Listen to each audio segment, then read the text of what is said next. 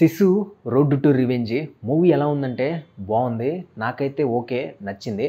But ఇక్కడ మనం కొన్ని నిజాలు మాట్లాడుకోవాలంటే సిసు ఫస్ట్ 1 మూవీ ఇచ్చినంత కిక్ అయితే నాకు ఇవ్వలేదు. మేబీ నేను సిసు ఫస్ట్ పార్ట్ సినిమా చూడడం వల్ల ఆ ఎక్స్‌పెక్టేషన్స్ ఆ మైండ్ సెట్‌తో సినిమాకి వెళ్ళడం వల్ల అలా అనిపించుండొచ్చు. ఒకవేళ మీరు గాని ఈ సిసు ఫస్ట్ మూవీ చూడకుండా గాని ఈ సినిమా థియేటర్‌కి వెళ్తే మీకు కొంచెం నాకంటే బాగా నచ్చొచ్చు. ఈ సినిమా స్టోరీ అయితే చాలా సింపుల్. ఆల్రెడీ ట్రైలర్‌లో పూర్తిగా చెప్పేశారు. ఒక ఫిన్లాండ్ కమాండర్ ఉంటాడు. అతనికి ఒక ఫ్యామిలీ ఉంటుంది. ఆ ఫ్యామిలీని ఒక ఆర్మీ కమాండరు విలన్ చాలా బ్రూటల్‌గా చంపేస్తాడు. అతని వైఫ్‌ని, అతని 2 పిల్లల్ని.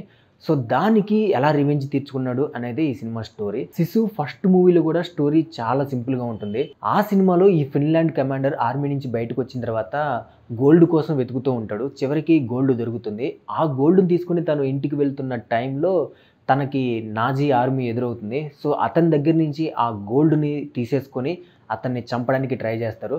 సో వాళ్ళని ఎలా ఎదుర్కొన్నాడు, ఏం చేశాడు, వాళ్ళని ఎలా చంపేశాడు, వాళ్ళ నుంచి ఎలా బయటపడ్డాడు అనేదే స్టోరీ. మీరు ఈ 2 సినిమాల్లో కంపేర్ చేస్తే స్టోరీ పాయింట్స్ చాలా సింపుల్‌గా ఉంటాయి. బట్ సిసు ఫస్ట్ మూవీలో మనం చాలా ఎమోషనల్‌గా కనెక్ట్ అవుతాము. అండ్ అలాగే అక్కడ కాన్ఫ్లిక్ట్స్ కానివ్వండి, ఆ హర్డిల్స్ కానివ్వండి, ఆ విలన్స్‌కి, ఆర్మీ సోల్జర్స్‌కి అలాగే హీరోకి మధ్య ఉండే ఆ ఫైటింగ్ సీన్స్ కానివ్వండి చాలా ఇంట్రెస్టింగ్‌గా, చాలా థ్రిల్లింగ్‌గా ఉంటాయి. మనం కూడా చాలా ఎమోషనల్‌గా కనెక్ట్ అవుతాము.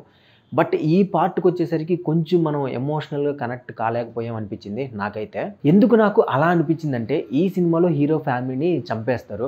సో వాళ్ళని చంపేసింది ఓన్లీ డైలాగ్స్‌లోనే చెప్పారు. బట్ వాళ్ళని ఎలా చంపింది, వాళ్ళ బాధ, వాళ్ళని ఎంత హింసించారు, వాళ్ళ యొక్క పెయిన్ ఇదంతా కూడా కొంచెం విజువల్‌గా కూడా చూపించుంటే మనం ఆ ఎమోషన్స్‌కి ఆ రివెంజ్‌కి బాగా కనెక్ట్ అయ్యేవాళ్ళం. అండ్ అలాగే ఈ సినిమాలో నాకు కనిపించిన ఇంకొక చిన్న డ్రాబ్యాక్ ఏంటంటే ఫస్ట్ పార్ట్‌లో ఆల్రెడీ చెప్పాను కదా! ఆ స్ట్రగులింగ్ అనేది చాలా ఎక్కువగా ఉంటుంది.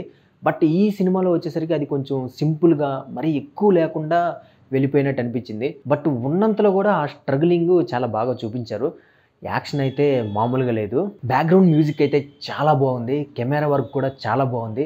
నాకైతే కొన్ని చోట్ల కొన్ని ఫ్రేమ్స్ అయితే చాలా బాగా నచ్చాయి. అండ్ అలాగే యాక్టర్స్ వాళ్ళకిచ్చిన ప్రతి క్యారెక్టర్ కూడా చాలా బాగా యాక్ట్ చేశారు. ఇంకా మన మెయిన్ లీడ్ చేసిన ముసలాయన అయితే మామూలుగా చేయలేదు.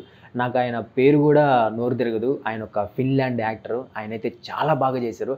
అయితే నాకు ఈ సిసు మూవీస్‌లో చాలా బాగా నచ్చే విషయం ఏంటంటే ఈ మూవీస్‌లో ఆ హీరోకి అస్సలు డైలాగ్స్ ఉండవు. ఫస్ట్ పార్ట్‌లో అయితే లాస్ట్‌లో ఒక్క డైలాగ్ ఉంటుంది. బట్ ఈ సినిమాలో అది కూడా లేదు. ఫ్రాంక్‌గా చెప్పాలంటే గంటన్నర పాటు ముసలోడి మూగ పోరాటం. మాటలు లేవు, మాట్లాడుకోవడాలు లేవు. ఫైనల్లీ ఈ సినిమా గురించి చెప్పాలంటే మీరు ఒక రా అండ్ రస్టిక్ యాక్షన్ ఫిల్మ్స్ ఇష్టపడే వాళ్ళైతే ఒక గంటన్నర పాటు మాకు ఎలాంటి డిస్ట్రాక్షన్స్ వద్దు.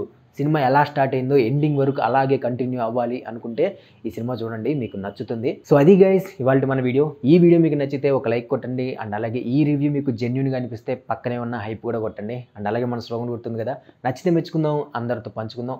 So please support and subscribe to open చేస్తే పక్కనే ఉన్న బెల్ ఐకాన్ నొక్కడం మాత్రం అస్సలు మర్చిపోద్దు. సో నెక్స్ట్ వీడియోలో మళ్ళీ కలుద్దాం. Until then take care, see you all later, bye.